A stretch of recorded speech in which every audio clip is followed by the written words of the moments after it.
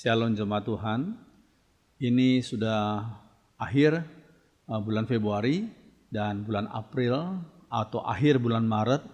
Pada tahun ini, pada pertengahan bulan April kita akan memperingati akan Jumat Agung dan Hari Paskah kita rayakan.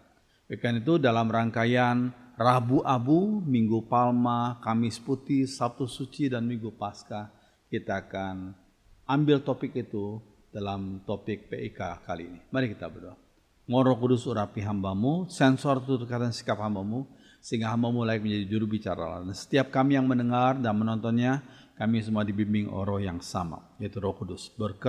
Berfirmanlah kepada kami lewat lidah hambamu, dalam nama Tuhan Yesus. Amin.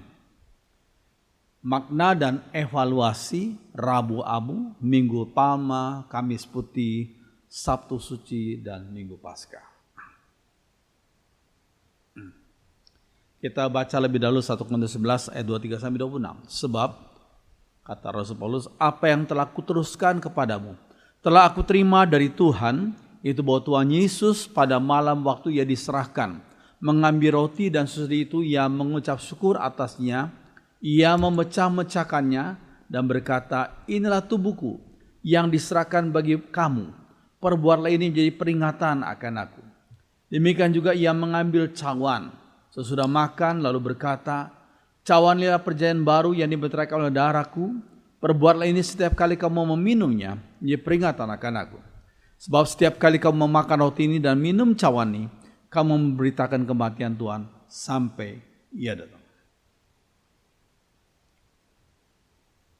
Terus kalian, peristiwa kematian dan kebangkitan Yesus, keduanya adalah fakta sejarah, historical facts, sebagai berita sentral dan sangat penting dalam kekristenan.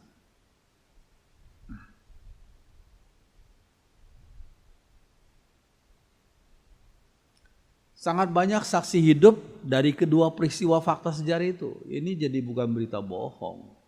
Sangat banyak saksi hidup dari kedua peristiwa fakta sejarah itu. Ulangan 19 ayat 15 dikatakan, baru atas keterangan 2 atau 3 orang saksi perkara itu tidak disangsikan. 2 atau 3 orang saksi. Kematian Yesus di atas salib dan kebangkitannya disaksikan oleh begitu banyak orang. Ya, pada waktu disalibkan, begitu banyak orang yang menjadi saksi kematian Yesus di atas salib. Itu bukan cerita omong kosong. Cerita yang sungguh-sungguh terjadi.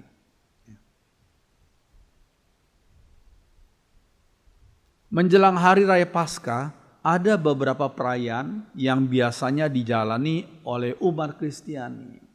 Khususnya adalah kelompok gereja Roma Katolik dan beberapa grup Protestan lainnya.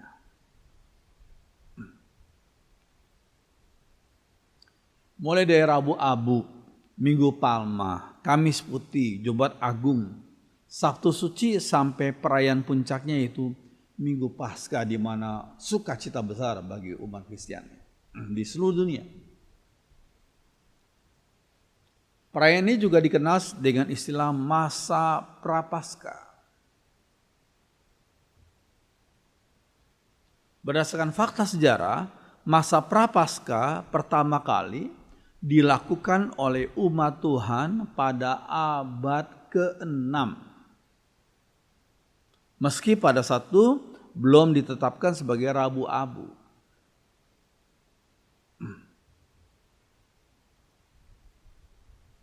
Menurut tradisi gereja Katolik, Rabu Abu adalah hari pertama masa Prapaskah.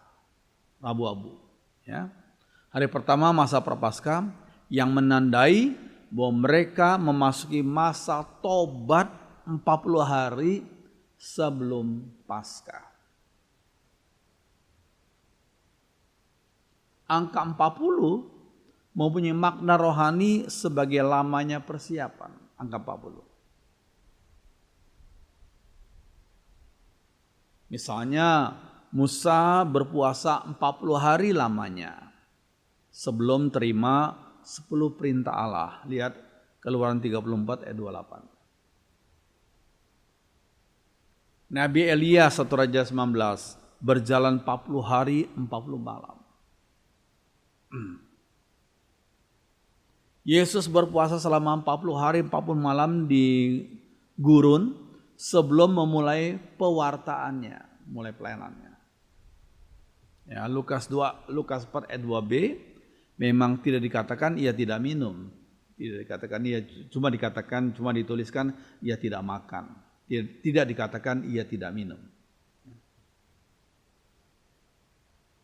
Lukas 4 ayat 2b, selama di situ di padang gurun itu ia tidak makan apa-apa dan sesudah waktu itu ia lapar. Tidak dikatakan ia tidak minum. Ya.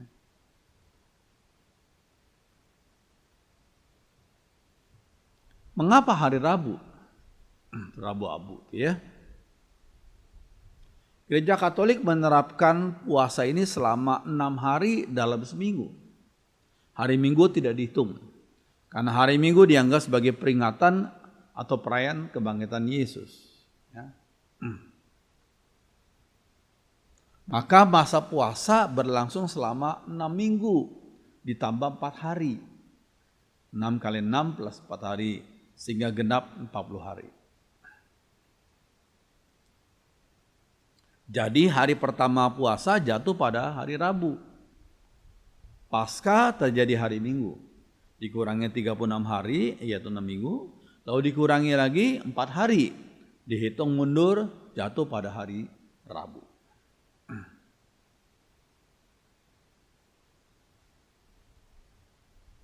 Mengapa pakai abu? Nah, pertanyaannya gitu ya. Mengapa pakai abu? Abu adalah tanda pertobatan. Menurut Alkitab, abu sebagai tanda pertobatan. Misalnya pertobatan Niniwe. Lihat Yunus 3:6.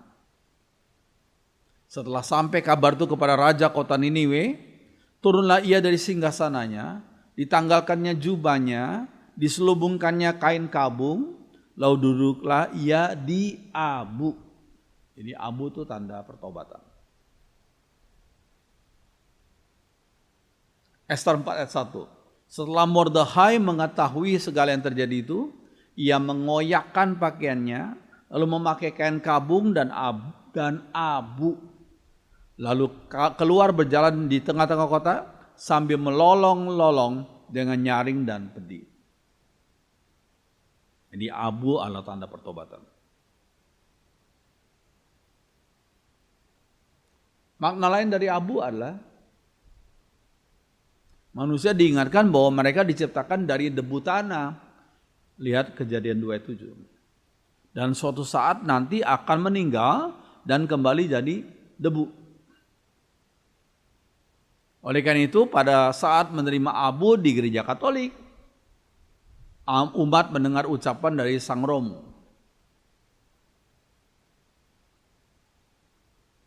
Bertobatlah dan percayalah kepada Injil, atau kamu adalah debu dan akan kembali menjadi debu. You are dust, and to dust you shall return.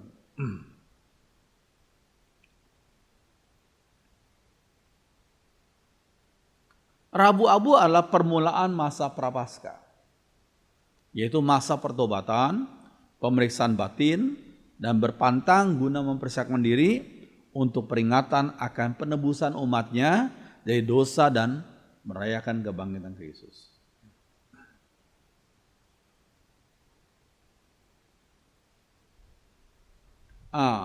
Pius Pars dalam bukunya The Church Year of Grace menyatakan bahwa Rabu Abu pertama terjadi di Taman Eden setelah Adam dan Hawa berbuat dosa. Itu kata dia. Kata Pius Pars. Tuhan mengingatkan mereka bahwa mereka berasal dari debu tanah dan akan kembali menjadi debu.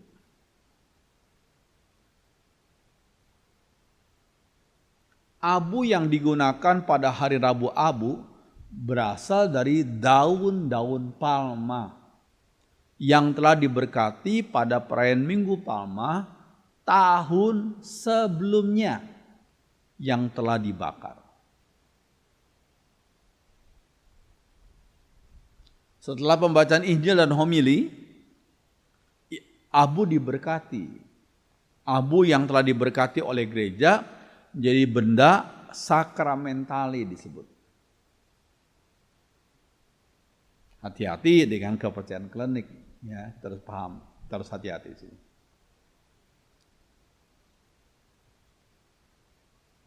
Ya, bandingkan pendeta dari kelompok tertentu seperti gambar ini yang mendoakan lebih dahulu air baptisan yang akan dipakai.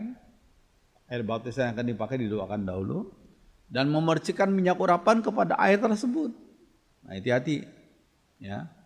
Kelompok ini dan pendeta itu dengan ajarannya kita perlu hati-hati ya. Perlu dengan bijaksana membedakan mana yang benar, mana yang salah.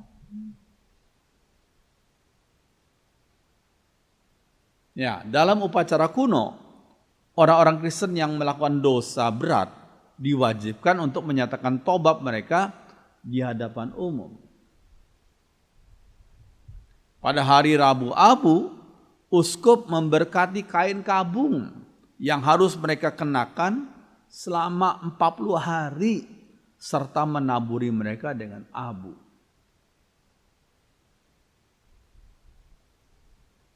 Kemudian sementara umat mendaraskan seperti mengaji gitu ya.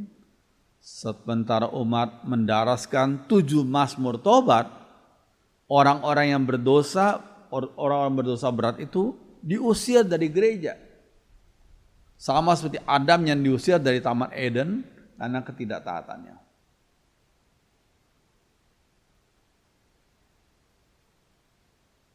Mereka tidak diperkenankan masuk gereja sampai hari Kamis Putih, 1 hari sebelum Jumat Agung. Setelah mereka memperoleh rekonsiliasi dengan bertobat sungguh-sungguh selama 40 hari dan menerima sakramen pengakuan dosa. Sesudah itu, semua umat, baik umum maupun mereka yang baru saja memperoleh rekonsiliasi, bersama-sama mengikuti misa untuk menerima abu.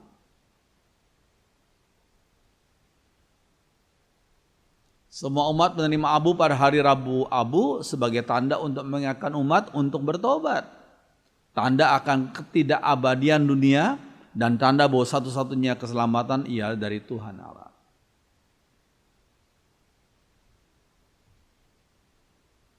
Menurut tradisi,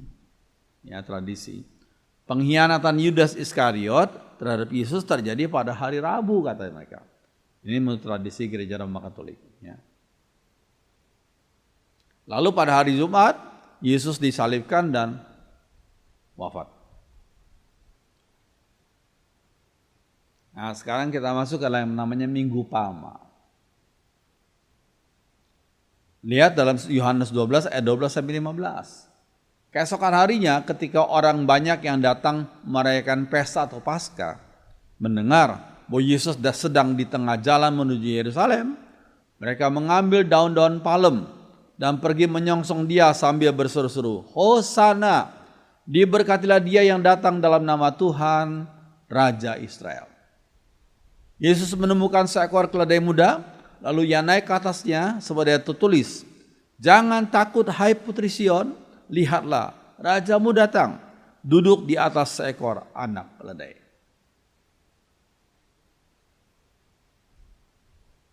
Minggu Palma adalah awal dari pekan suci dan sering diidentikan dengan peristiwa penyambutan Yesus di Yerusalem. Lihat Matius 21 ayat 1 sampai 11. Pada masa itu, Yesus diarak berkeliling dengan menaiki keledai dan umat menggunakan daun palma untuk menyambutnya.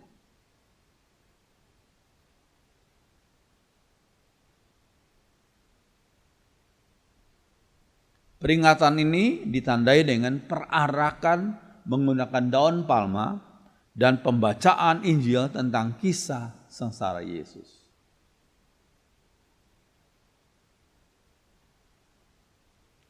Yang ketiga adalah Kamis Putih.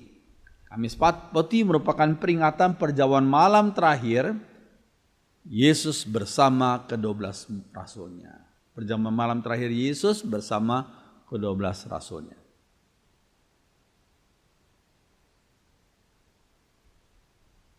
Ditandai dengan upacara pembasuhan kaki sebagai ajaran untuk melayani. Bandingkan tradisi di gereja Roma Katolik juga. Dan beberapa gereja Protestan.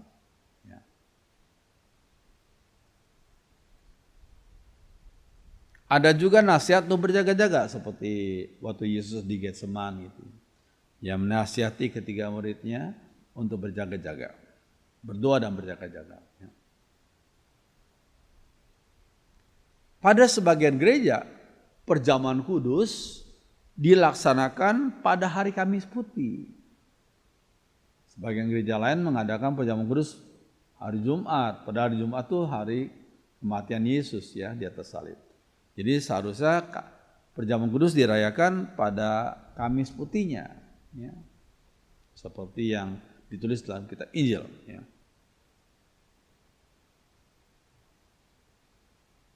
Yang keempat, Jumat Agung.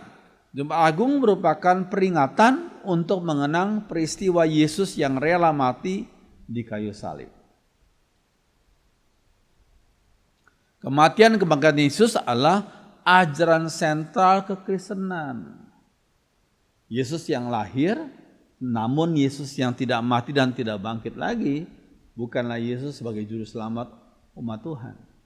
Tapi Yesus yang lahir, Yesus yang rela mati di salib dan bangkit lagi, itulah Yesus, Tuhan Yesus yang adalah juru selamat umatnya. Puji Tuhan. Ya. Jadi kematian kebangkitan Yesus adalah ajaran sentral kekristenan. Melalui kematiannya Yesus menanggung dosa umatnya di atas salib.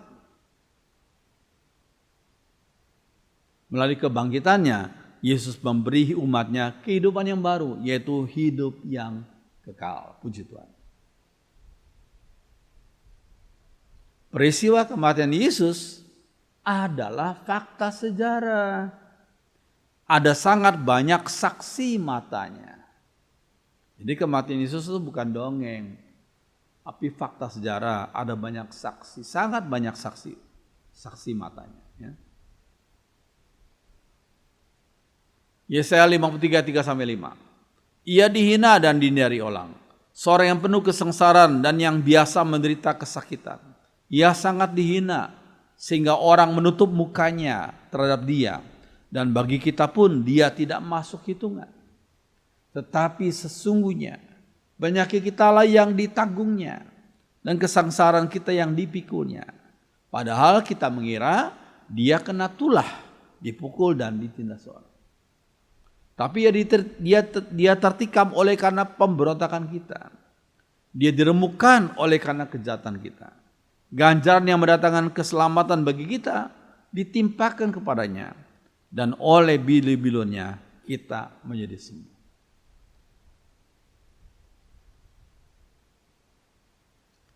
Di gereja tertentu peringatan ini biasanya diwarnai dengan ibadat jalan salib. Seperti gambar ini ya, ibadat jalan salib. Di gereja tertentu. Perlu diingat, yang mengampuni dosa umat bukanlah salib. Ini penting ya. Yang mengampuni dosa umat bukanlah salib, bukanlah bendanya salib itu, salib sebagai benda, tetapi Tuhan Yesus yang rela mati di salib. Itu penting sekali. Dosa juga nggak perlu ditebus. Yang ditebus adalah umatnya yang berdosa. Dosa harus dihapus. Umatnya yang perlu ditebus. Itu penting ya. Benda salib janganlah diberhalakan. Sekali lagi, yang mengampuni dosa bukanlah salibnya, tapi Tuhan Yesus yang rela mati di salib. Benda salib janganlah diberhalakan. Apa artinya? Apa artinya Matius 10 ayat 38 nih? Barang siapa tidak memikul salibnya dan mengikut aku, ia tidak layak bagiku.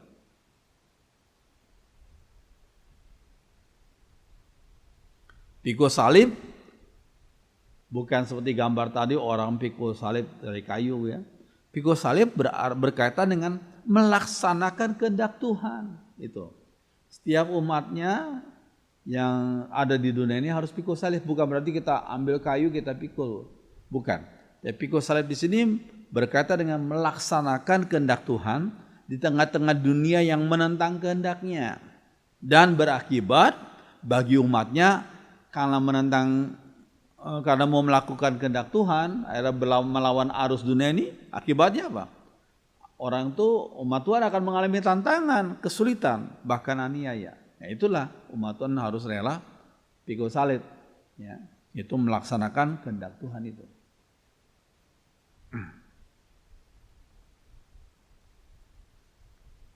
Ini penting sekali. Lokasi paku yang benar bukan di sini, saudara, bukan di telapak tangan, tapi di daerah situ.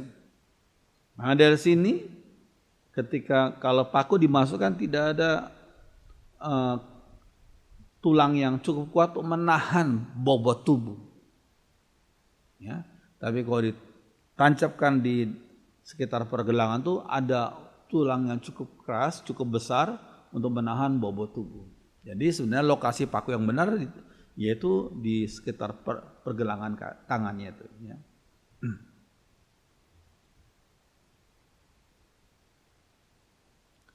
Sabtu Suci yang biasa juga disebut Malam Paskah. Di gereja tertentu ini merupakan momen untuk memperingati saat-saat menjelang kebangkitan Yesus setelah 3 hari wafat.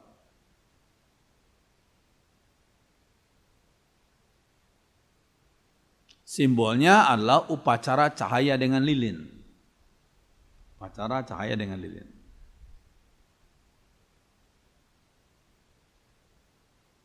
Lalu ada juga sakramen baptis sebagai tanda pembaruan janji baptis dan awal hidup baru.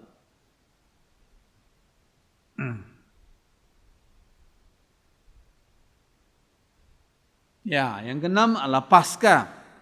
Adalah perayaan kebangkitan Yesus. Itu penting.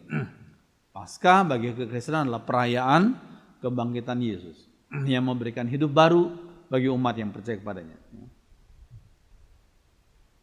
Matius 28 ayat 1 dan 2. Setelah hari Sabat lewat itu Sabtu, menjelang menyingsingnya fajar pada hari pertama itu Minggu, ya, pergilah Maria Magdalena dan Maria yang lain menengok kubur itu. Maka terjadilah gempa bumi yang hebat sebab seorang malaikat Tuhan turun dari langit dan datang ke batu itu dan menggulingkannya lalu duduk di atasnya. Jadi Yesus bangkit pada Minggu subuh. Nggak tahu jam berapa secara persis, mungkin jam 4, ya mungkin 4:30. Gitu ya. Kebangkitan Yesus adalah ajaran sentral kekristenan. Dan hal yang sangat-sangat unggul dibanding dengan kepercayaan lainnya. Sekali lagi, saya ulangi yang coklat ini. Kebangkitan Yesus adalah ajaran sentral, pusat dari kekristenan. Dan hal yang sangat unggul dibanding dengan kepercayaan lainnya. 1 Korintus 15 ayat 17. Dan jika Kristus tidak dibangkitkan, maka sia-sialah kepercayaan kamu dan kamu masih hidup dalam dosamu. Demikianlah binasa juga orang-orang yang mati dalam Kristus. Jikalau kita hanya dalam hidup ini saja menaruh pengharapan pada Kristus, maka kita adalah orang-orang yang paling malang dari segala manusia. Ayat 20. Tapi yang benar ialah bahwa Kristus telah dibangkitkan dari antara orang mati, sebagai yang sulung dari orang-orang yang telah meninggal. Puji Tuhan.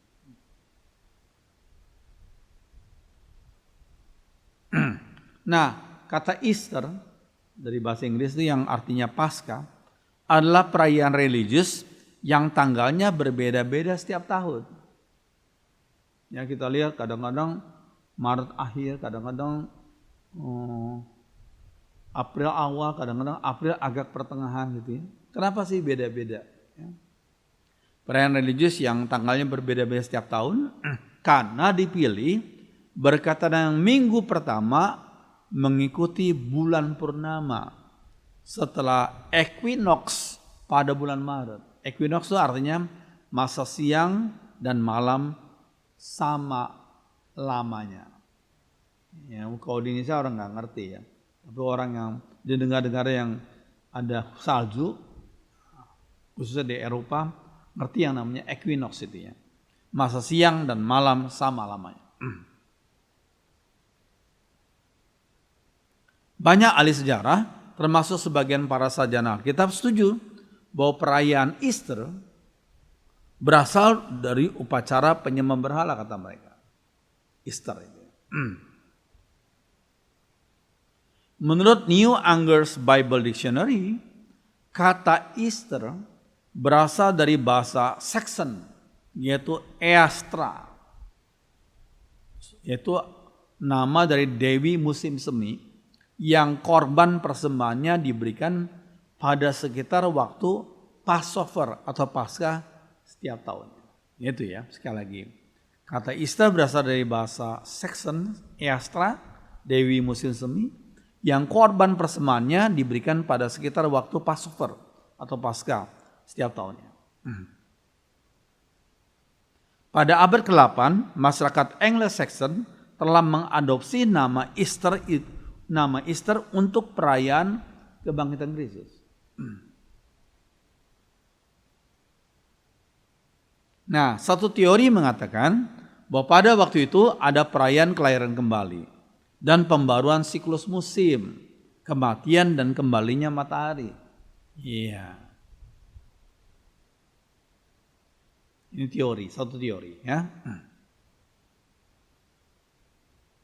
Menurut Dr. Tony Nagin, dosen teologi dan studi religius di Seattle University, seorang pendeta Presbyterian, menurutnya cerita Easter berasal dari legenda orang Sumeria tentang Damuzi atau Tammuz dan istrinya yang bernama Inanna, artinya Istar itu.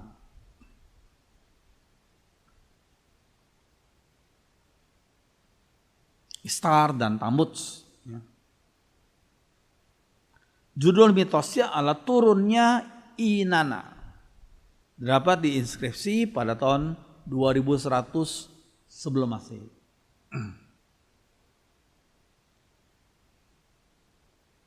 Ketika Tammuz katanya meninggal dunia, Istar sedih, mogok kerja dia dan mengikuti suaminya ke neraka atau underworld.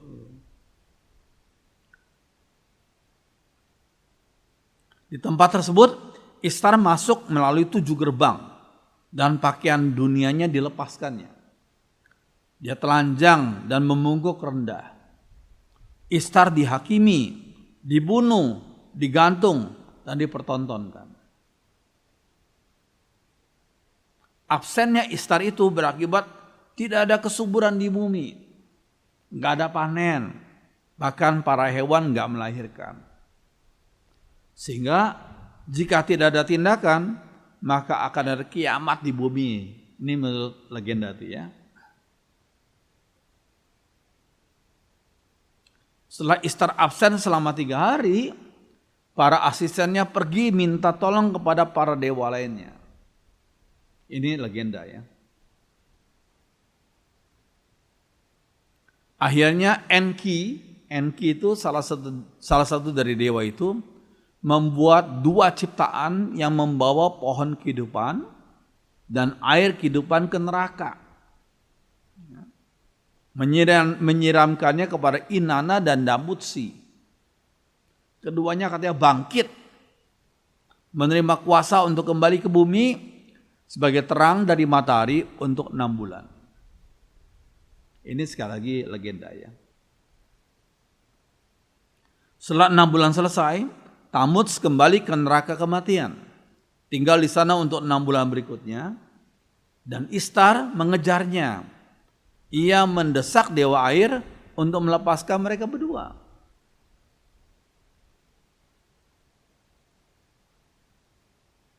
Itulah siklus dari musim semi kematian, dari musim dingin kematian dan musim semi kehidupan.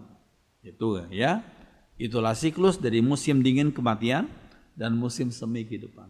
Sekali lagi, negara Indonesia tidak punya musim semi, tidak punya musim gugur, yang ada cuma musim kemarau dan musim penghujan. Ya. Nah, Easter sebagai perayaan Dewi musim, yaitu Eostre.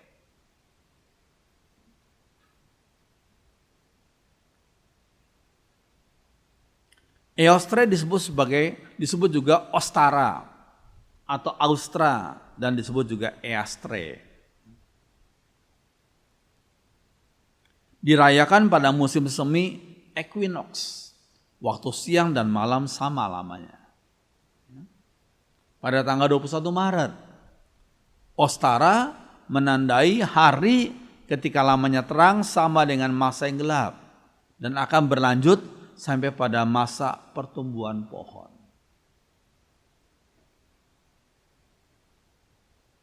Sebagai pembawa terang setelah musim dingin yang panjang dan gelap, Dewi Eostre sering digambarkan bersama kelinci katanya.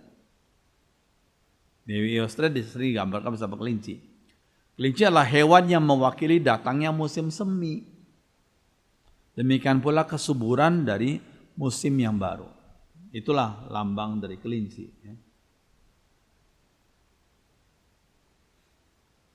Karena latar belakang sejarah tersebut, ada latar belakangnya itu ya. Karena latar belakang sejarah tersebut, maka umat Kristen lebih tepat. Ini saran dari saya ya. Maka umat Kristen lebih tepat memberi salam kepada sesamanya dengan sebutan Happy Passover. Bukan Happy Easter. Kalau Happy Easter ada latar belakang yang tadi saya sebutkan tadi. Non-Kristen ya. Maka kita lebih tepat menyebutnya sebagai Happy Passover. Ya. Happy Passover. He is alive. Kristus itu hidup. Ya. Sekali lagi, kita tidak menyebutnya sebagai Happy Easter, tapi Happy Passover.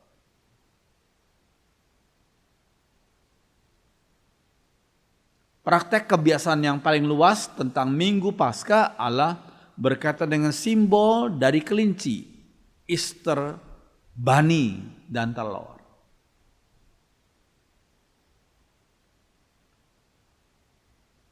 Kelinci adalah simbol yang dihubungkan dengan Eostre, Spring Goddess, Dewi musim semi, mewakili permulaan dari musim semi.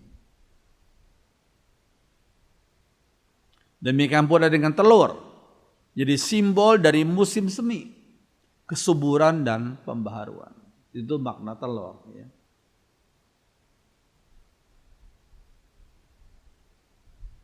Di dalam mitologi masyarakat Jerman dikatakan bahwa Ostara menyembuhkan seekor burung yang terluka yang dia temukan di hutan dengan menggantinya menjadi seekor kelinci. Lalu masih dalam sebagian penampilannya sebagai seekor burung, kelinci itu menyatakan terima kasihnya kepada Dewi dengan cara mengasihkan beberapa butir telur sebagai hadiah bagi Ostara. Itu legenda, itu mitologi. Ensiklopedia Britannica menjelaskan tentang tradisi penyembah berhala yang berkaitan dengan telur. Dikatakan apa? Telur menyimbolkan kesuburan dan hidup yang diperbarui. Hal ini kembali kepada penduduk kuno dari Mesir dan Persia yang juga punya kebiasaan mewarnai dan makan telur selama festival musim semi. Nah itu loh latar belakangnya ya. Bagi masyarakat Mesir kuno, telur menyimbolkan matahari. Bagi masyarakat Babilonia kuno, telur lambang pengeraman dari Dewi Venus Ishtar yang jatuh dari surga ke sungai Efrat.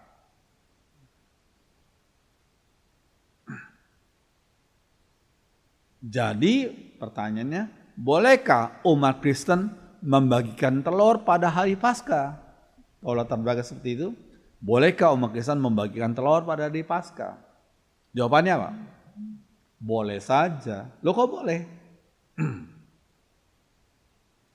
Namun bukan dengan makna seperti yang dijelaskan di atas. Tetapi telur menunjuk pada kehidupan yang akan dihasilkan melalui menetasnya sebutir telur itu. Kehidupan yang akan dihasilkan melalui menetasnya sebutir telur itu. Demikian pula kebangkitan Yesus menunjuk pada hidup kekal yang dihasilkan bagi umatnya via kebangkitan Yesus. Puji Tuhan.